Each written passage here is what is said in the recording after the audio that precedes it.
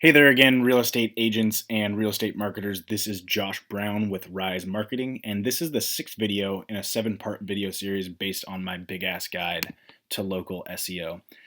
If you haven't had the opportunity to watch the first 5 videos, you can do that now on my YouTube channel or go to www.rise.marketing.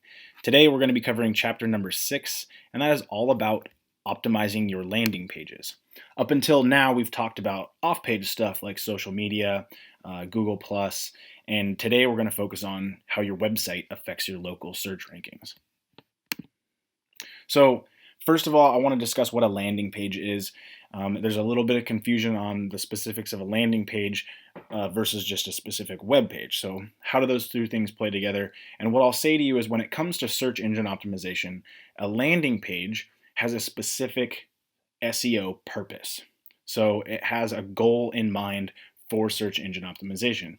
Now, typically that goal involves a specific keyword or a specific location or both that you're hoping to rank that page for. So it really is a page focused on an audience or focused on a search term that you're trying to get ranked in Google. Technically, every page on your website could be a landing page as long as it has a specific search engine optimization purpose.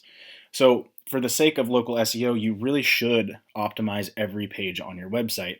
And this gets really advanced. So today what we're going to talk about is optimizing one specific page. And when it comes to local SEO, this is probably the most important one. But this isn't to say that you shouldn't be optimizing your entire website. So for the sake of simplicity of this video and of this guide, I'm going to focus on the single page that you're going to use to tell Google that you're focused on a specific location. And that really is going to be based around the physical location of your business. So that depends. How many physical locations do you have? So I'm showing you here 2 different company structures. On the left, we have Green Realty, and on the right, Blue Realty, where each one has a different amount of physical locations. So Green has a single physical location, and because of this, I would recommend using your home page as this landing page, the landing page that's going to tell Google specifically where you're focused. What I mean by that is this is the page that you're going to attach to your Google My Business page. It's the domain name that you're going to list in all of your citations, but Google Plus specifically. So if someone goes to your Yelp page or they go to Yellow Pages, this is the domain name that you want them to find. Now, like I mentioned, Green Realty, because they only have a single location, can get away with using their home page for this as their landing page. If you are like Blue Realty and you have multiple locations, then I recommend you have multiple landing pages for each one of those locations. Rather than having separate websites, it's better to have separate landing pages. So Blue Realty's domain is www.bluerealtycompany.com. And then I recommend you have a subdirectory called locations, which specifically lets Google know that you have different locations. And then in that subdirectory, you have each of the landing pages based on the city or area they're in. So for example, Blue Realty has locations /New York, locations /Boston, and locations /Miami. 3 different landing pages for each one.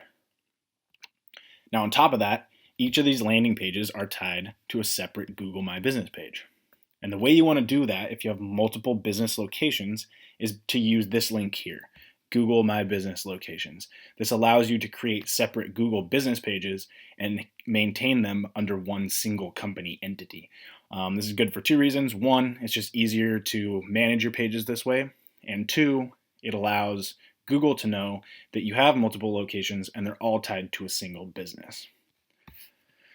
So when it comes to this specific landing page, or really any specific landing page on your website, you can use all of the steps that I'm going to tell you from the next few slides to optimize your web pages. But when it comes to the landing page that you're using to tell Google, enlighten Google on the fact that you are focused on a specific location, these are the steps that you definitely should take. So step number 1, optimize your meta title, description, and H1 tags. If you're not familiar with those terms, then just get together with your web developer and show them this guide, tell them what you're trying to do.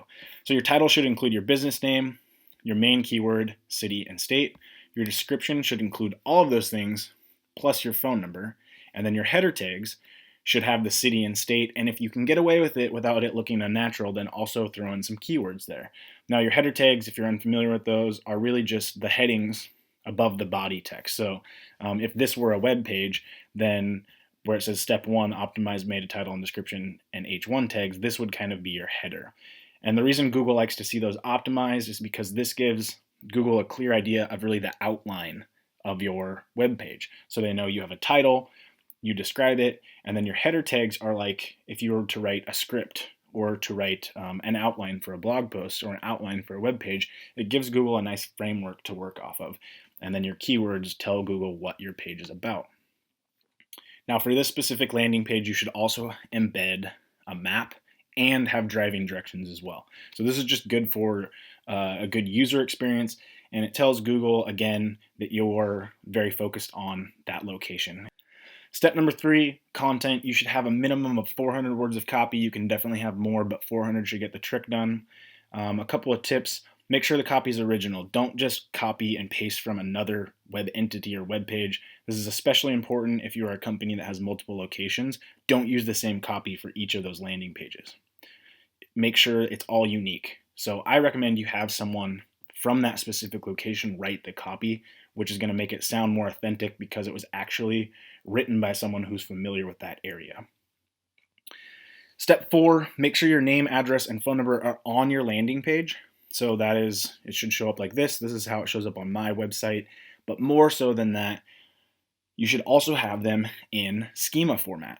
And what that means, schema format is just a little tidbit of code. It's a tag, more or less, that tells Google when Google is searching your website and they come across where it says Rise Marketing here, that's my business title. The H-card schema just sits in the background and says, hey Google, I'm tagging this to let you know that this is in fact my business title.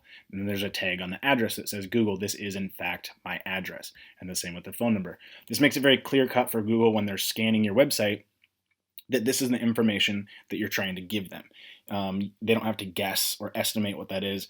You're just outright telling them. Now Google can take this information and they will tie it to all of your other citations. So your Google Plus, your Yellow Pages, Yelp, any other citation you have all around the internet, Google knows specifically how to match those up, and it knows that this is the website that does indeed belong to those citations. So again, it's just clarity. Making life easier on Google will make life easier on you. Step number 5, I recommend you get some reviews up on your landing page, or at least a review. Google likes to see customer feedback on your website. Now, basically all you have to do is get a review in written form through an email from a customer, get their permission, and then you can put it up on your website.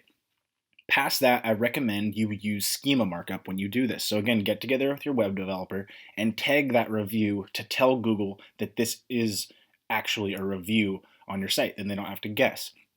What they'll also do is that when Google knows that's a review, you could potentially show up in the search engine results page with these little stars, this little extra snippet that Google says, hey, there's a rating on this page. Let's go ahead and post that so people know how this company is rated. Step number 6, optimize your images. So most importantly, add alt text to all of your images. Add descriptions as well if you have the time. This is usually not too difficult of a thing to do, but it's best practice. It allows Google to know exactly what the image is on your site, which is the most important thing.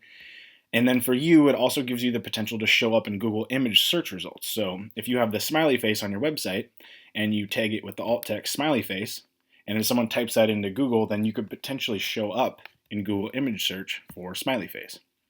Now, if you're a real estate agent, this could more apply if you had a house, say, home in Portland, Oregon, and that was the alt text, and this was a picture of a house. Well, if someone types that into Google, and that image pops up, they could end up on your website. So it's a nice way to get a little extra traffic that you wouldn't have thought about in the past. Step 7, and the final step for optimizing your landing pages, and this really applies to your whole website, but it's 2015. You really should have a mobile-friendly site at this point.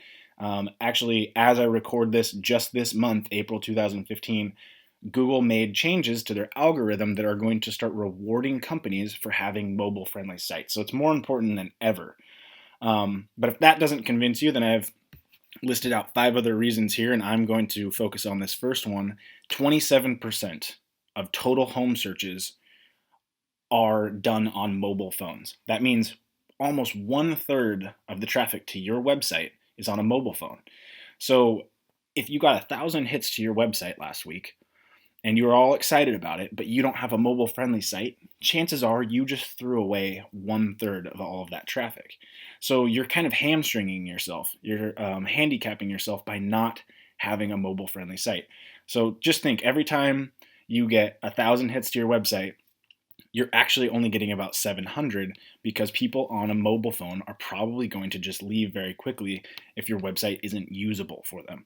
So, one, Google's making this a priority, and two, your customers are going to have a hard time navigating your site if it's not mobile friendly. So this is really important. A responsive design is best, but at least a mobile friendly design will do the trick.